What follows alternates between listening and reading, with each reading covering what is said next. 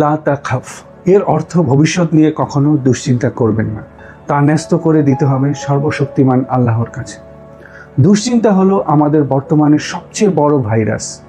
আমরা ব্যবসা শুরু করিনি কিন্তু ভাবছি যদি লস হয়, সন্তান জন্মায়নি কিন্তু ভাবছি ওকে কিভাবে মানুষ করব, এখনও অসুস্থ আছি কিন্তু ভাবছি যদি অসুস্থ হয়ে যায়। ভবিষ্যৎ হলো একটি অজানা সমুদ্র, আপনি সেই সমুদ্রে কি আছে তা নিয়ন্ত্রণ করতে পারবেন না, আর দুশ্চিন্তা করে আপনি সেই অজানা বিষয়কে পাল্টাতেও পারবেন না।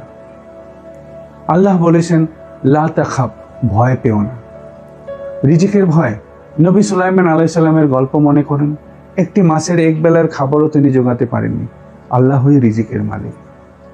বিপদের ভয়, আল্লাহর কাছে নিজেকে ন্যস্ত করুন।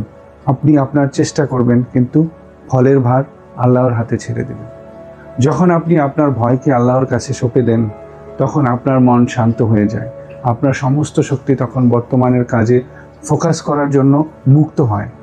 ভয়কে বলুন বিদায়, আর তাওয়াক্কুলকে বলুন স্বাগতম।